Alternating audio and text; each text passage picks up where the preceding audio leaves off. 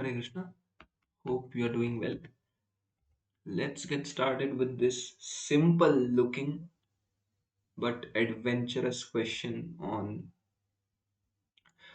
real analysis. So, we are given a continuously differentiable function, which means the derivative is continuous and the function satisfies this. Essentially, it is defining a class of functions which satisfy these two conditions. And we have to check which statements are necessarily true about the limits of the derivative of that function. So, very short question, but pretty adventurous, and we'll need all these prerequisites, especially this, to uh, conquer it, so to speak. Okay, let's start with intuition.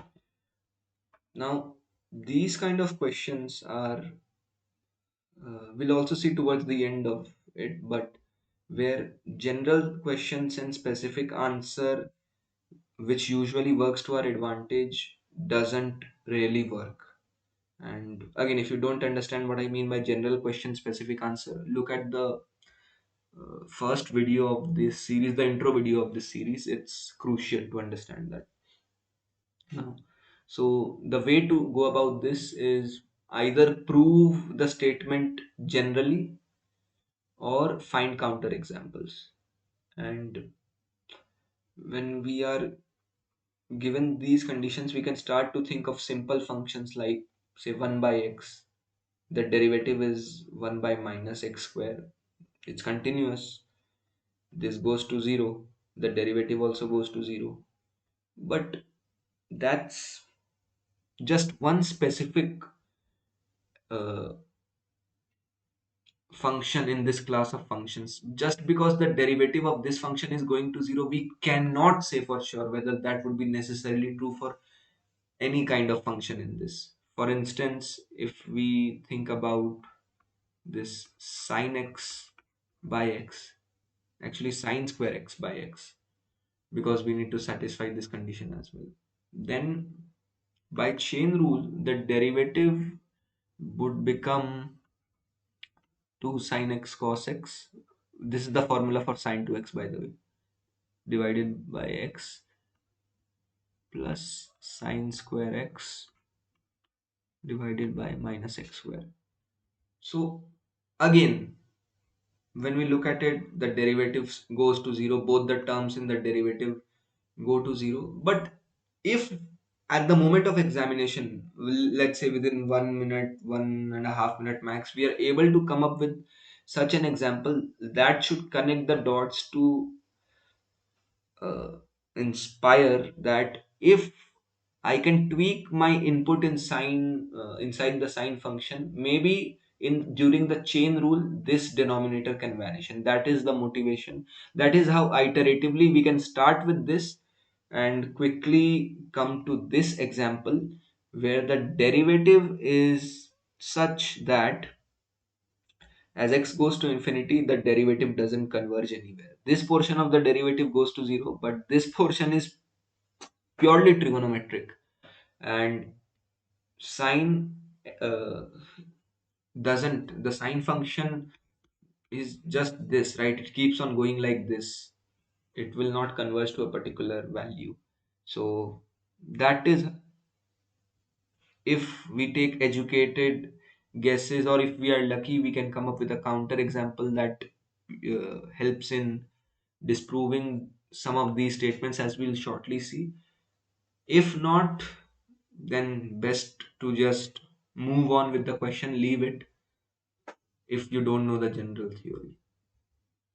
And coming to, again, we have something where the derivative is not going to 0, so this is cancelled out, so it's not necessarily true.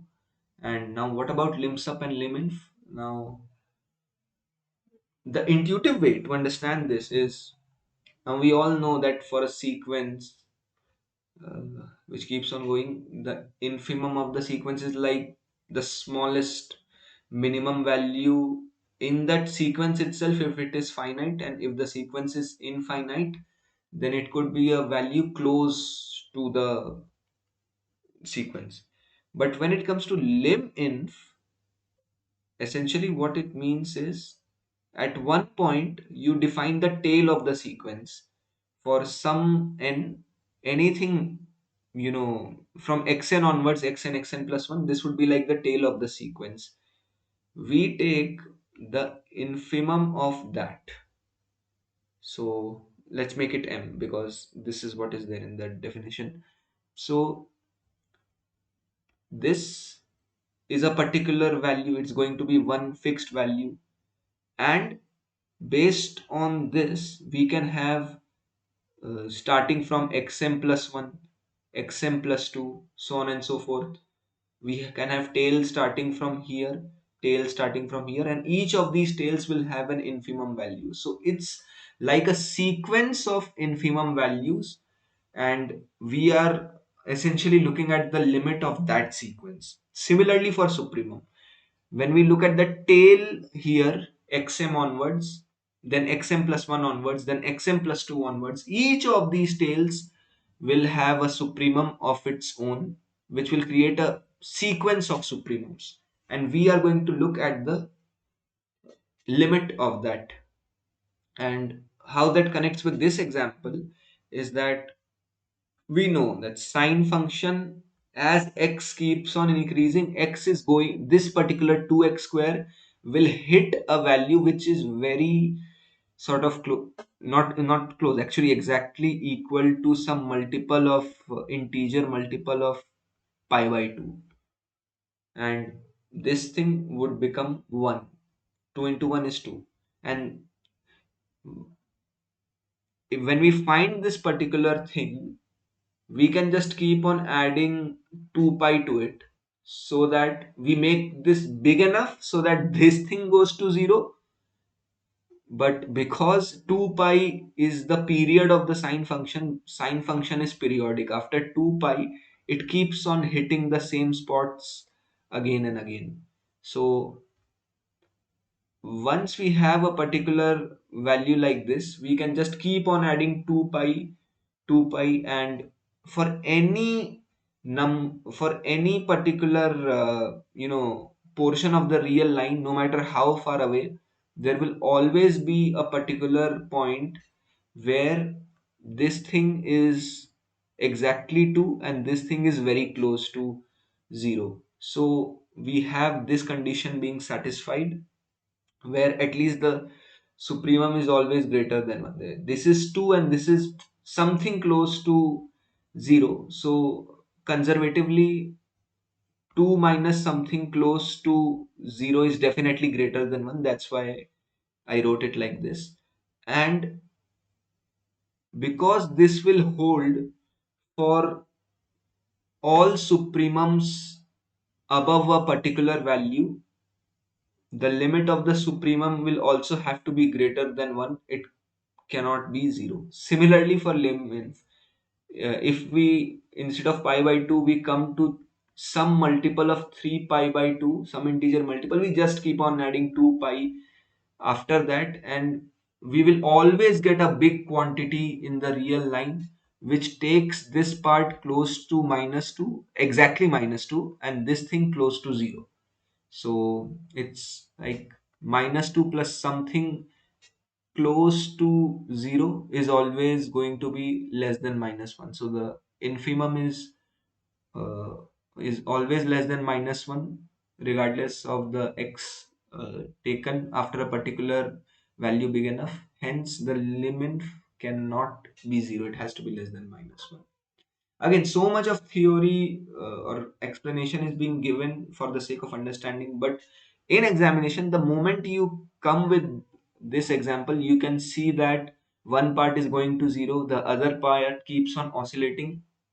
So you are good with lim inf and lim-sup, that these are also not satisfied. And even though you didn't generally prove this in general, I mean, but one option has to be right, at least one option has to be right, so this works to our advantage. But even the theory behind this is, suppose this was not right, then it would mean that the derivative, magnitude of the derivative, is after a particular point, large enough point, it's always greater than some epsilon, right? And s- because the function is continuously differentiable, this derivative can either be positive or negative. If it is positive, it means that after some point the derivative is always positive, which means the function keeps on increasing, which means the function can never have zero as the limit. And similarly, if the derivative is negative, after some particular point it will have to be continuously negative. So it cannot cross zero and go to positive side, because the moment it crosses zero, this thing would be satisfied, and we are trying to go against this.